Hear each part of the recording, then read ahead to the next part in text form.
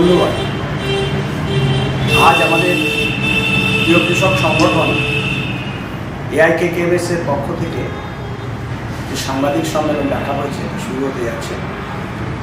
সংগঠনের পক্ষ থেকে এই সাংবাদিক সম্মেলনে উপস্থিত আছেন সংগঠনের সর্বভারতীয় সাধারণ সম্পাদক কমরেড শঙ্কর ঘোষ, উপস্থিত আছেন সংগঠনের রাজ্য সম্পাদক কমরেড গোপাল বিশ্বাস, উপস্থিত আছেন সংগঠনের রাজ্য কোষাধ্যক্ষ কমরেড রেণুপদ হালদার। এখন আপনাদের সামনে এই সাংবাদিক সম্মেলনে বক্তব্য রাখছেন সংগঠনের সাধারণ সম্পাদক কমরেড শঙ্কর ঘোষ। সাংবাদিক বন্ধুদের স্বাগত। আমরা ভারতবর্ষের কৃষকরা, ক্ষেতমজুররা একটা অত্যন্ত সংকটজনক পরিস্থিতির মধ্য দিয়ে চলেছি। আমাদের ফসলের দাম নেই, আলু 3 টাকা দরে বিক্রি হচ্ছে, কাঁচা লঙ্কার দাম অত্যন্ত কম, ফুলকপি বাঁধাকপি কোনো কিছুরই দাম পাওয়া যাচ্ছে না, ক্ষেতমজুরের কাজ নেই, ভয়ঙ্কর বিপর্যয়কর পরিস্থিতি আমাদের।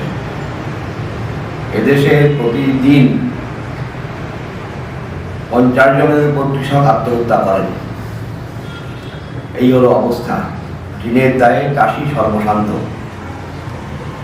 এদেশে 80% কৃষক ঋণগ্রস্ত। এই পরিস্থিতির উপর আরো একটা সর্বনাশা আক্রমণ নামিয়ে আনছে আমাদের কেন্দ্রের বিজেপি সরকার। তারা বাজার সংস্কারের নাম করে যে নতুন নীতি আনতে চাইছে, তার ফলে সমস্ত কৃষিজ পণ্য গুটিগত মাল্টিন্যাশনাল বহুজাতিক পুঁজির করায়ত্ত হয়ে যাবে।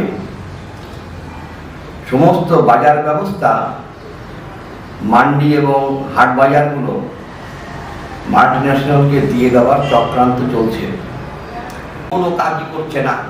পশ্চিমবঙ্গের সরকার যে পাট, পশ্চিমবঙ্গের একমাত্র অত্যন্ত অর্থকরী ফসল, পশ্চিমবঙ্গের সরকার 1 কেজিও পাট আজ পর্যন্ত কোনোদিন কেনেনি। পশ্চিমবঙ্গ সরকার চাষির বিপদে কোনোদিন তার পাশে দাঁড়াচ্ছে না। পশ্চিমবঙ্গের সরকার মিথ্যাচার করে বলছে যে এই রাজ্যে নাকি চাষির ইনকাম 3.5 গুণ হয়েছে। এটা একটা অত্যন্ত মিথ্যাচার। এই মিথ্যাচার পশ্চিমবঙ্গের সরকার সমানে করে চলেছে। ফলে কি কেন্দ্র সরকার, কি রাজ্য সরকার, সমস্ত সরকারই আমাদের দেশের 70% মানুষ, নিপীড়িত মানুষ, চাষি মজুর, তাদের স্বার্থের বিরুদ্ধে কাজ করছে। আমরা AIKKMS সর্বভারতীয় কমিটি সারা ভারতবর্ষ জুড়ে আগামী দিনে তীব্র গণ আন্দোলন গড়ে তুলব।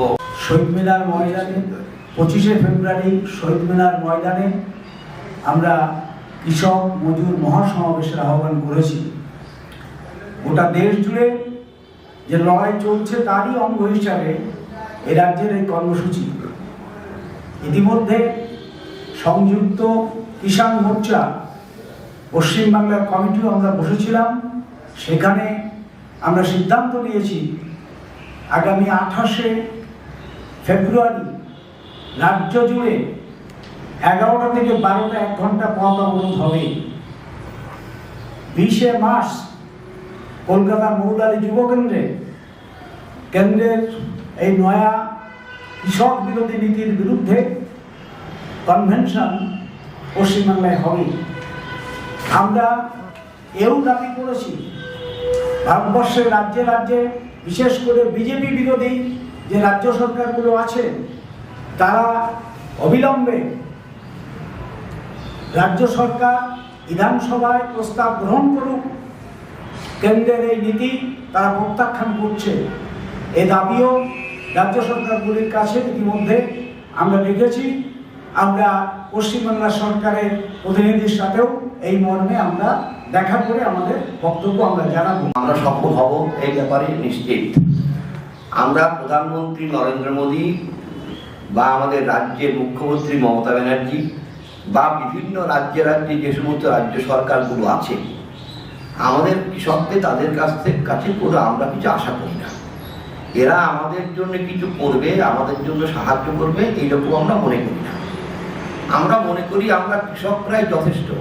আমরা দেশের 70 ভাগ 98 কোটি কৃষক ক্ষেত মজুর ভারতবর্ষে আছে। এই 98 কোটি কৃষক ক্ষেত মজুর, তার সাথে যদি 16 কোটি 17 কোটি আমাদের শিল্প মজুর এবং আমাদের ছাত্র যুবক মহিলা, এই যে নিপীড়িত অংশের সমস্ত মানুষ যদি আমরা এক কাট্টা হতে পারি, তাহলে ওরা যে শাসক শ্রেণীর প্রতিনিধিত্ব করছে, আদানি আম্বানির প্রতিনিধিত্ব করছে, সেই শক্তিকে আমরা পরাজিত করার ক্ষমতা রাখি।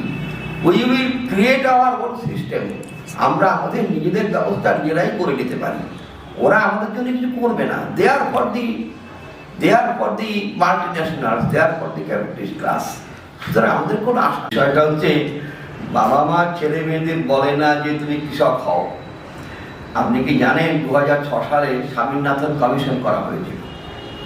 স্বামীনাথন কমিশনের একটা রিপোর্ট বলছে, যদি অন্য কোনো প্রফেশনের সন্ধান পাওয়া যায়, তাহলে দেশের 80% কৃষক এখনই কৃষিকাজ ছেড়ে দেবে।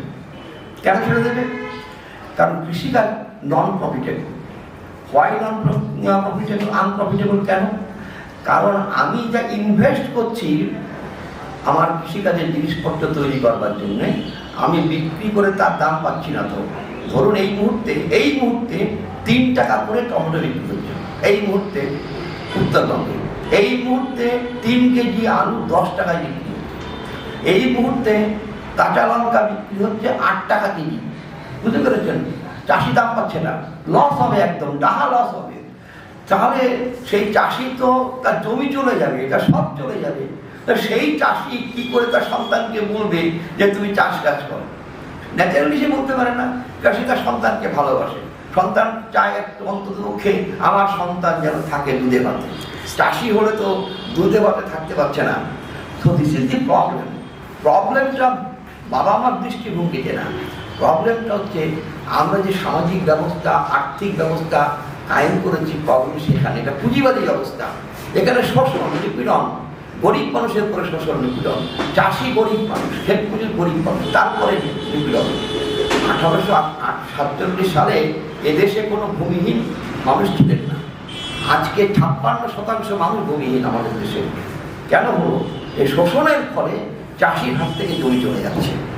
ফলে চাষির সংখ্যা তো কমবে, সে অর্থে পার্সেন্টেজ আকারে তো কমবে খানিকটা, কিন্তু অন্যান্য জায়গাতেও তারা কিছু কাজ পাচ্ছে না, কোনো কাজ পাচ্ছে না। গ্রাম থেকে যে পরিযায়ী শ্রমিকরা সব নানা জায়গাতে যাচ্ছে, এরা কারা?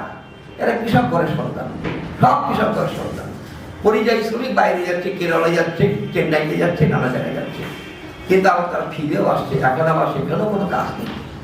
So it's and all out crisis, all out crisis. আপনাকে গভীরে ঢুকতে হবে। বলছি, তুমি কৃষকের কাছ থেকে লাভজনক দাম দিয়ে ফসল কিনে নাও গভর্নমেন্ট, আবার তুমি সাধারণ মানুষকে সস্তা দরে তুমি বিক্রি করো। আমরা যখন এই প্রস্তাব দিল্লিতে রেখেছিলাম অমিত শাহের কাছে, ও আজকে উঠলেন, উনি বললেন आपका जानकारी है कितना रुपया का जरूरत होगा? তা আমরা বললাম হ্যাঁ जानकारी तो है। আমরা পাল্টা প্রশ্ন করলাম कितना रुपया का जरूरत होगा?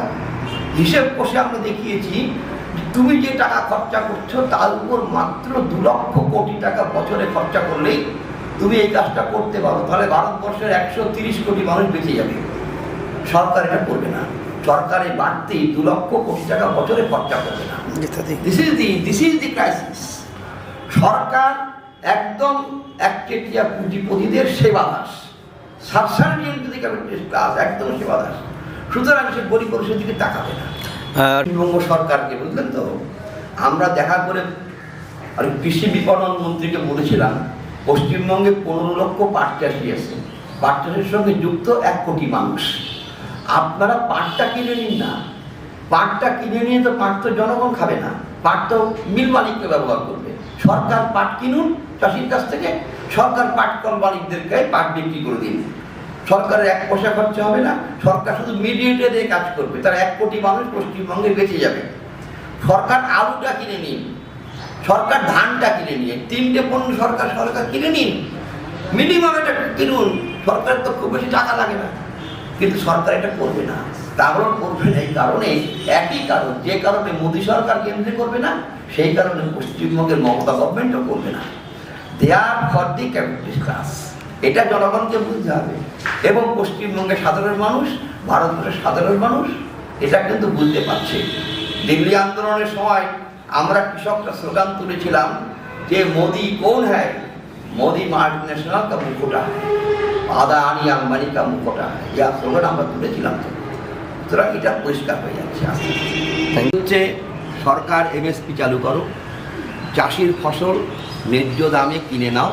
ন্যায্য দাম হচ্ছে C2 + 50%, খরচার উপর 1.5 গুণ দাম তোমাকে দিতে হবে, এটা করো।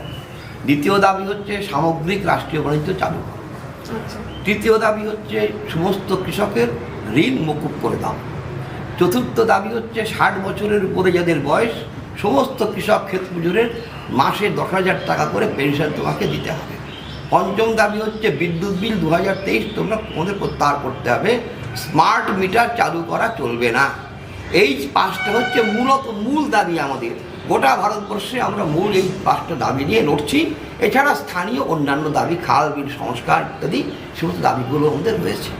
বার্তায় দিতে চাই, কৃষক ক্ষেতমজুর তাদের সংগঠিতভাবে এই দাবি আদায়ের জন্যে দীর্ঘকাল লড়াই করে যেতে হবে।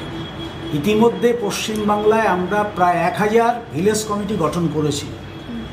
আমরা ইতিমধ্যে পশ্চিমবাংলায় জব কার্ড হোল্ডার যে শ্রমিক, তাদের আমরা কনভেনশন করে কমিটি গঠন করেছি।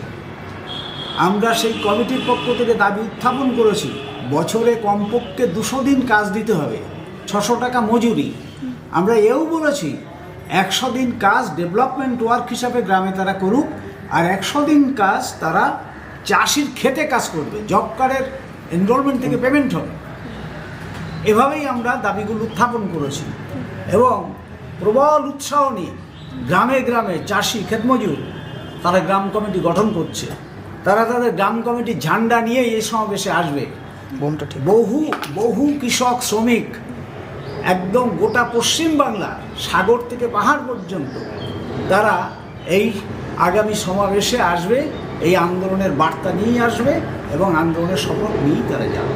কৃষক আন্দোলনের সাফল্য তো আপনারা দেখেছেন। দিল্লিতে মোদির মতো প্রধানমন্ত্রীকে তাকে জোড়হাত করে ক্ষমা চাইতে হয়েছে এবং সমস্ত রাজ্য সরকারকেও তাদের কৃতকর্মের জন্য ক্ষমা চাইতে হবে কৃষকদের কাছে। কৃষকরা জোট বাঁধছে গ্রাম। আগামী 25শে ফেব্রুয়ারি অল ইন্ডিয়া কিষাণ ক্ষেত মজদুর সংগঠনের পক্ষ থেকে যে সমাবেশে আমরা ডাক দিয়েছি, আগামী দিনে কৃষক মজুরদের যে জীবনের জ্বলন্ত সমস্যা, সেই সমস্যা সমাধান করার লক্ষ্যে পশ্চিমবাংলার প্রান্ত থেকে যারা আসবেন কৃষক মজুর, তারা এই সমাবেশ থেকে শপথ নেবে আগামী দিনে লাগাতার এবং দীর্ঘস্থায়ী গণ আন্দোলন গড়ে তোলার জন্য তারা প্রতিজ্ঞা করবে এবং প্রতিজ্ঞা নিয়ে তারা ফিরবে।